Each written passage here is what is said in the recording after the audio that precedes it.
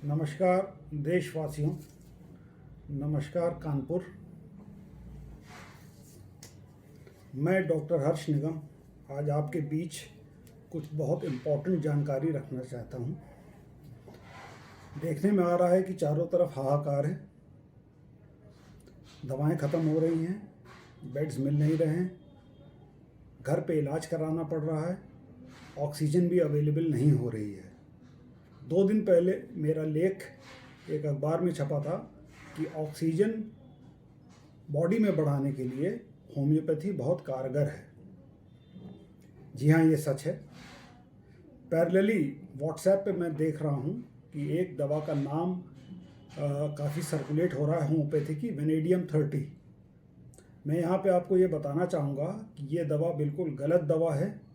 इस दवा से हीमोग्लोबिन बढ़ता है और हीमोग्लोबिन ऑक्सीजन का कैरियर होता है और ये ऑक्सीजन को ले जाता है different parts of the body पे जहाँ पे वो पहुँचाता है। तो वेनेडियम का काम केवल हीमोग्लोबिन बढ़ाना है, जबकि कोविड में जो प्रॉब्लम होती है वो प्रॉब्लम ये होती है कि आपका जो लंग होता है उसमें निमोनिया हो जाता है। निमोनिया होने की वजह से एक दीवार बन जाती है जो ऑक्सीजन उस दीवार को क्रॉस कम कर पाती है और आपके ब्लड के अंदर नहीं जा पाती है। इसको एक्यूट रेस्पिरेटरी डिस्ट्रेस सिंड्रोम कहते हैं, शॉर्ट में इसको कहते हैं ARDS।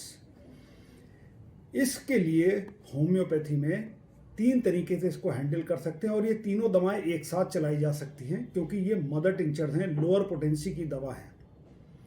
आपके आसपास कोई भी होम्योपैथी का अच्छा डॉक्टर होगा, वो आपको इसकी पोटेंसी और उसको यूज़ करने का तरीका बता देगा।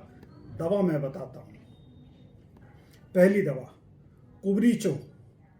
कुब्रीचो को एस्पियोडर्मा नाम से भी जाना जाता है।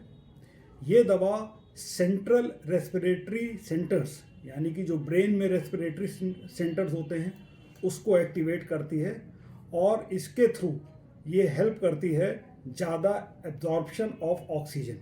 सेंटर के जब सिस्टम एक्टिवेट हो जाते हैं तो लंग्स के पास पावर ज़्यादा होती है ज़्यादा ऑक्सीजन को एब्जॉर्ब करने की, इसीलिए इसको डिजिटैलिस ऑफ द लंग कहा जाता है।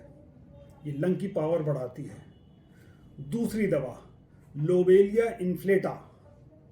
लोबेलिया इन्फ्लेटा सेंटर से जो लंग को कनेक्ट करती हुई नर्व होती है, वेगस नर्व, उसके थ्रू काम करती है। लोबेलिया जो काम करेगी तो वो ना केवल आपके रेस्पिरेटरी सेंटर से मैसेज को ला करके आपके लंग्स पे देगी, बल्कि वो आपके जीआई सिस्टम पे भी काम करेगी। तो जीआई सिस्टम्स को भी कंट्रोल करेगी, बेहतर करेगी, आपके चेस्ट के सिम्टम्स को भी कंट्रोल करेगी, सांस में आपको जो दिक्कत हो रही है उसमें भी आराम देगी और साथ ही साथ खांसी में भी आपको आराम देगी। It is a vagal stimulus, it is a vasomotor stimuli medicine. It acts on vagus nerve. So lobelia inflata is the second number. तो हम लोगों ने कवर क्या किया? कुब्रीचो से कवर किया सेंट्रल सिस्टम को, सेंट्रल रेस्पिरेटरी सिस्टम को। लोबेलिया से कवर किया हमने जो इंटरमीडिएट नर्व है जो सेंटर से निकलती है और ऑर्गन को सप्लाई करती है, वेगस नर्व, उसको स्टिमुलेट कर दिया जिससे कि ऑक्सीजनेशन और अच्छा हो। अब बात आती है लोकल सिस्टम की, ARDS की। वो सिस्टम जहाँ पे निमोनिया रैपिडली डेवलप हो गया है। तो क्या कोई ऐसी दवा हो सकती है जो उस निमोनिया को साफ करने में आपको मदद करे और ज़्यादा से ज़्यादा ऑक्सीजन आपके अंदर जाए? यहाँ पे 2 दवाएं काम आती है। एक दवा है सिनेगा। सिनेगा मदर टिंचर में निमोनिया को साफ करने में मदद करेगी और निमोनिया को साफ करने के साथ साथ ऑक्सीजन का ज़्यादा इंटेक करने के लिए आपको जो दवा हेल्प करेगी वो है coffea cruda. Coffea cruda mother tincture में अगर यूज़ करी जाएगी या लो पोटेंसी में अगर यूज़ करी जाएगी तो वो ना केवल आपकी सांस जो डिस्निया हो रहा है, डिस्निया मतलब सांस लेने में दिक्कत, ब्रेथलेसनेस जो हो रही है, जो ऑक्सीजन की कमी की वजह से हो रही है, उसमें आपको आराम देगी। साथ ही साथ वो और कुछ फ़ायदे करेगी, वो आपकी धड़कन में आराम देगी। ये दोनों चीज़ों को आप नाप सकते हैं। SpO2 जो पल्स ऑक्सीमीटर होता है उसके थ्रू SpO2 और पल्स रेट को नाप सकते हैं। साथ ही साथ कॉफिया के साथ एक और प्लस पॉइंट है, ये आपकी एंजाइटी को कम करेगी। और ये आपको अगर नींद नहीं आ रही है, जब एंजाइटी आती है तो नींद नहीं आती है, तो जब एंजाइटी ख़त्म होगी तो आपको अच्छी नींद भी आना शुरू होगी। तो ओवरऑल ये आपके सिस्टम को एक कामिंग इफेक्ट देगी। जब कॉफिया लेंगे और सेनेगा लेंगे तो आप देखेंगे कि आपको बलगम निकलना शुरू होगा। जब बलगम निकलने लगेगा तो समझिए कि निमोनिया साफ हो रहा है। मैं चाहता हूँ कि ये मैसेज आप सब तक पहुँचे।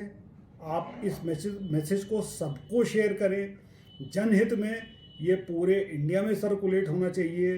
ये 4-5 दवाएं जो मैंने आपको बताई हैं, ये आपको घर पे रह करके होम्योपैथी द्वारा आपको बहुत हेल्प देंगी। मैं नहीं कहता कि आप एलोपैथी की दवा मत लें। सरकार के द्वारा बताया गया जो 5 दिनों का कोर्स है वो ज़रूर करें। उसके साथ अगर आप होम्योपैथी की दवा लेंगे, और ख़ास तौर पे वो लोग जिनको ऑक्सीजन मुहैया नहीं हो रही है, इनको ऑक्सीजन की ज़रूरत है और उनको मुहैया नहीं हो रही है, वो कृपा करके इन दवाओं को शुरू करें। साथ में नेबुलाइजेशन करें, स्टीम इनहेलेशन करें, प्रोनेशन एक्सरसाइज करें, प्रोनेट होकर के लेटें। प्रभु चाहेंगे तो ये मुश्किल का दौर निकल जाएगा। यहाँ पे मैं आपको ये भी बताना चाहूँगा कि भयग्रस्त मत हों। ये लड़ाई है, हमारी कोरोना के खिलाफ लड़ाई है। लड़ाई में केवल 2 तरह के व्यक्ति होते हैं। एक वो व्यक्ति होते हैं जो भाग खड़े होते हैं, जिनका एक ही मकसद होता है, चलो भाग चले। दूसरे वो व्यक्ति होते हैं जो रुकते हैं, थमते हैं और हिम्मत के साथ उस लड़ाई का सामना करते हैं। मैं चाहता हूँ कि आप वो दूसरे व्यक्ति हों।